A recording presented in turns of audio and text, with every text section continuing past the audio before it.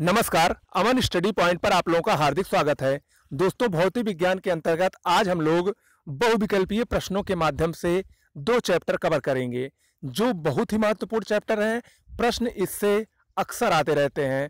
उस चैप्टर का नाम है तरंग और ध्वनि। तरंग और ध्वनि से संबंधित जो महत्वपूर्ण प्रश्न हैं, उनको हम बहुविकल्पीय प्रश्नों के माध्यम से देखेंगे। और अगर अच्छा लगता हो आपको हमारा वीडियो, तो हमारे चैनल को शेयर, लाइक, सब्सक्राइब कर दीजिए। ठीक है, चलिए हम लोग शुरुआत करते हैं। पहला प्रश्न है, निम्न में से कौन अनुदैर्ध्य तरंग है? निम्न में से कौन अनुदैर्ध्य तरंग है? इसका सही जवाब होगा ऑप्शन ए, ध्वनि तरंग। देखिए, अनुदैर्ध्य तरंग दो प्रकार के होते हैं, अनुदैर्ध्य और अनुप्रस्थ। तो जो अनुदैर्ध्य तरंगें होती हैं, इसमें माध्यम के कणों का कंपन जो है वो तरंग संचरण की दिशा के समानांतर होता है। अनुदैर्ध्य तरंगों में तरंग संचरण की दिशा के समानांतर माध्यम के कणों का कंपन होता है, जबकि अनुप्रस्थ में लंबवत होता है। बस दोनों में यही अंतर होता है। और जो अनुदैर्ध्य तरंगे हैं, यानी ये तरंगे, ये तीनों माध्यम में उत्पन्न हो सकती हैं, यानी ठोस, द्रव और गैस तीनों माध्यम में उत्पन्न होने वाली तरंगे हैं। तो यहाँ पर जो ध्वनि तरंग है, ये अनुदैर्ध्य तरंग है। इसके अलावा ध्वनि तरंग, जो अनुदैर्ध्य तरंग है, इसके और उदाहरण पी तरंग यानी जो भूकंप से निकलती हैं प्राइमरी तरंगे, वो भी अनुदैर्ध्य तरंगों का उदाहरण है।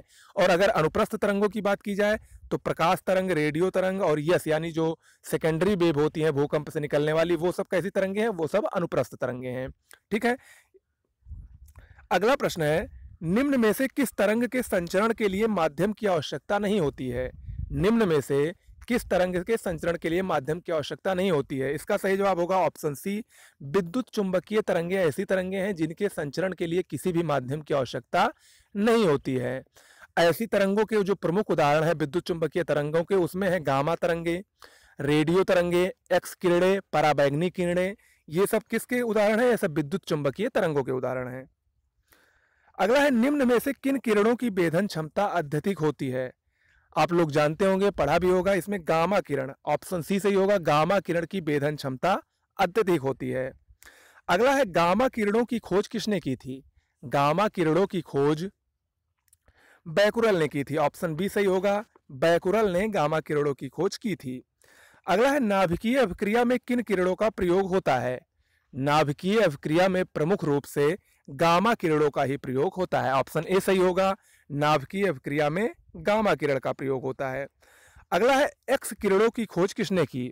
ये मोस्ट इंपॉर्टेंट है, काफी बार परीक्षा में आ चुका है। एक्स किरणों की खोज रॉन्टजन ने की थी, ऑप्शन डी सही होगा, रॉन्टजन। और जो एक्स किरणें हैं, ये भारी नाभिक पर इलेक्ट्रॉन की बौछार से उत्पन्न की जा सकती हैं। अगला है, सीटी स्कैन में किन किरणों का प्रयोग होता है? सीटी स्कैन में एक्स किरणों का प्रयोग होता है, ऑप्शन बी सही होगा। देखिए, मैं जो सारे प्रश्न बता रहा हूं, सारे मोस्ट इंपॉर्टेंट हैं। ठीक है, तो आप लोग इसको एकदम रट लीजिएगा। ठीक है, सीटी स्कैन में किन किरणों का प्रयोग होता है? एक्स किरणों का प्रयोग होता है। अगला है, जल को कीटाणुनाशी बनाने में सामान्यतः किस किरण का प्रयोग होता है? जल को कीटाणुनाशी बनाने में पराबैंगनी किरणों का, यानी अल्ट्रा वायलेट रेज का प्रयोग होता है। पराबैंगनी किरणें हम लोग जानते हैं, ये सूर्य से या कोई भी ऐसी वस्तु जिसका तापमान 2500 डिग्री सेंटीग्रेड से ऊपर हो, उससे पराबैंगनी किरणें उत्पन्न होती हैं। हालांकि जो पराबैंगनी किरणें होती हैं, इसका अधिकांश भाग हमारे समताप मंडल में स्थित जो ओजोन नामक एक गैस होती है, ओजोन परत होती है, वो अधिकतर पराबैंगनी किरणों को अवशोषित कर लेती है।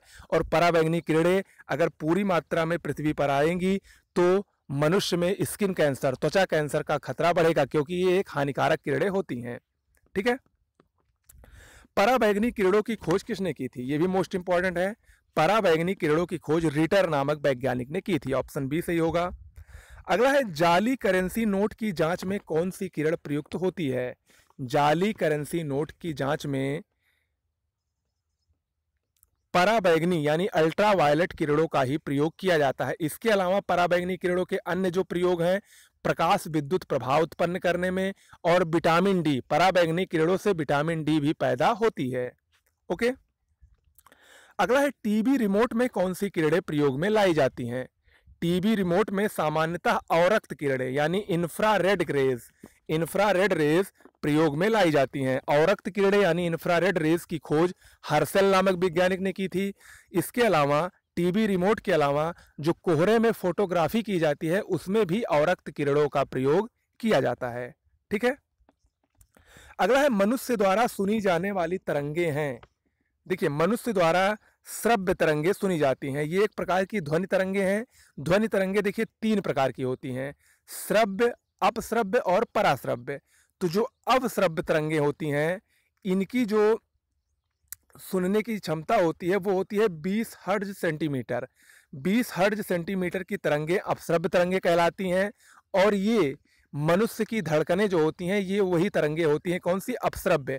इसको मनुष्य नहीं सुन पाता है, इसको कुत्ते, बिल्ली और चमगादड़ इस ध्वनि को सुन सकते हैं। ठीक है, दूसरी तरंगे होती हैं श्रव्य तरंगे। श्रव्य तरंगे ये मनुष्य द्वारा सुनी जाने वाली तरंगे हैं, ये 20 हर्ट्ज से 20,000 हर्ट्ज सेंटीमीटर के बीच में होती हैं। ठीक है, और जो तीसरी तरंगे होती हैं वो होती हैं पराश्रव्य तरंगे, जिसको हम लोग अल्ट्रासोनिक वेव कहते हैं।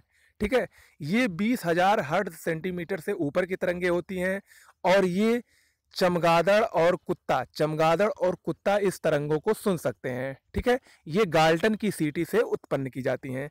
तो इसमें जो सबसे ज्यादा इंपॉर्टेंट है पराश्रव्य यानी अल्ट्रासोनिक तरंगे। अल्ट्रासोनिक तरंगों की हम इसके बहुत सारे उपयोग हैं। क्या उपयोग है, परीक्षा में अक्सर आता रहता है, इसको हम लोग देखते हैं। पराश्रव्य तरंगों के जो प्रमुख उपयोग हैं वो है, सबसे पहले सबसे मोस्ट इंपॉर्टेंट, समुद्र की गहराई का पता लगाने में। समुद्र की गहराई का पता एक सोनार नामक यंत्र, जिसका फुल फॉर्म है साउंड नेविगेशन एंड रैंगिंग, सोनार नामक यंत्र द्वारा समुद्र की गहराई का पता लगाया जाता है। तो इसमें जो तरंगों का प्रयोग होता है वो होती है अल्ट्रासोनिक वेव यानी पराश्रव्य तरंगे। इसके अलावा पराश्रव्य तरंगों का प्रयोग गठिया रोग के उपचार में किया जाता है, मस्तिष्क में ट्यूमर का पता लगाने में इसका प्रयोग होता है, संकेत भेजने में किया जाता है, वायुयान घड़ियों के पुर्जे साफ करने में इस तरंगों का प्रयोग किया जाता है, और दूध के अंदर के हानिकारक जीवाणु को नष्ट करने में भी पराश्रव्य तरंगों का प्रयोग किया जाता है। इसके अलावा अल्ट्रासाउंड तकनीक में भी इसका प्रयोग होता है। तो ये कुछ प्रमुख प्रयोग थे जो पराश्रव्य तरंगों के हैं और परीक्षा की दृष्टि से महत्वपूर्ण हैं। ओके, चलिए अब अगला प्रश्न है, ध्वनि की चाल सबसे अधिक होती है। ध्वनि की चाल सबसे अधिक ठोस में होती है। हम लोग जानते हैं ध्वनि की चाल सबसे अधिक ठोस में तथा सबसे कम गैसों में होती है। देखिए, वायु में ध्वनि की चाल कितनी होती है? 332 मीटर प्रति सेकंड। वायु यानी गैस, तो इसमें 332 मीटर प्रति सेकंड, जबकि लोहे में जो ध्वनि की चाल होती है वो होती है 5130 मीटर प्रति सेकंड, यानी ठोस में सबसे अधिक और गैस में सबसे कम होती है। अगला है, निम्न में से किस गुण के कारण लड़कियों की आवाज लड़कों की अपेक्षा पतली होती है? देखिए, इसमें सही जवाब ऑप्शन बी होगा, तारत्व एक गुण होता है। तारत्व के गुण के कारण लड़कियों की आवाज जो होती है वो लड़कों की अपेक्षा पतली होती है, क्योंकि लड़कियों का तारत्व जो होता है वो लड़कों की अपेक्षा अधिक होता है। अगला है, ध्वनि की एक माध्यम से दूसरे माध्यम में जाने पर निम्न में से कौन अपरिवर्तित रहता है? देखिए, ये मोस्ट इंपॉर्टेंट प्रश्न है, अक्सर पूछा जाता है। ध्वनि अगर एक माध्यम से दूसरे माध्यम में जा रही है तो उसकी आवृत्ति कभी नहीं बदलेगी। ध्यान रखिएगा, ऑप्शन सी सही होगा, आवृत्ति कभी नहीं बदलेगी, जबकि चाल और तरंग दैर्ध्य में परिवर्तन होता है। अगला है, प्रतिध्वनि सुनने के लिए श्रोता और परावर्तक सतह के बीच कितनी न्यूनतम दूरी होनी चाहिए? देखिए, किसी भी सतह से टकराकर वापस आने वाली ध्वनि को प्रतिध्वनि या इको कहते हैं। ठीक है, तो प्रतिध्वनि सुनने के लिए श्रोता और परावर्तक सतह के बीच न्यूनतम 17 मीटर की दूरी होनी चाहिए। इसका जो एग्जैक्ट होता है वो होता है 16.6 मीटर, यानी 17 मीटर की न्यूनतम दूरी होनी चाहिए, तब हमको प्रतिध्वनि या इको सुनाई पड़ेगी स्पष्ट रूप से। अगला है, सामान्य बातचीत में कितने डेसिबल ध्वनि प्रयोग में आती है? सामान्य बातचीत में 30 से 60 डेसिबल ध्वनि का प्रयोग किया जाता है। ओके, देखिए, ये अलग अलग किताबों में अलग अलग दिया रहता है, कहीं 40 डेसिबल भी दिया रहता है, कहीं 30 डेसिबल, कहीं 20 डेसिबल, लेकिन जो 30 से 60 है वो सर्वत्र रूप से सत्य है। हम लोग ये देखिए, डेसिबल वाला प्रश्न भी काफी परीक्षा में आता है, तो इसको हम लोग देख लेते हैं कि स्रोत के अनुसार ध्वनि की तीव्रता कैसी होती है। फुसफुसाहट में 20 डेसिबल की ध्वनि उत्पन्न होती है। ठीक है, सामान्य बातचीत में 40 डेसिबल या 30 से 60 डेसिबल, जैसा मैंने अभी बताया। भारी वाहन यानी ट्रक और ट्रैक्टर से 90 डेसिबल की ध्वनि उत्पन्न होती है। कारखानों के शोर में 100 डेसिबल की ध्वनि उत्पन्न होती है। मोटरसाइकिल से 110 डेसिबल की ध्वनि उत्पन्न होती है, जबकि जेट विमान से 120 डेसिबल की ध्वनि उत्पन्न होती है। ठीक है, तो ये कुछ प्रमुख ध्वनि की तीव्रता थी, और ये हमारा तरंग और ध्वनि से संबंधित चैप्टर था, जो कि बहुविकल्पीय प्रश्नों के माध्यम से कराया। आप लोगों को पसंद आया हो तो चैनल को लाइक शेयर सब्सक्राइब कर दीजिए। ज़्यादा से ज़्यादा 4 से 5 वीडियो और बचा है भौतिक विज्ञान में, यानी 2 से 3 दिन में भौतिक विज्ञान समाप्त होगा।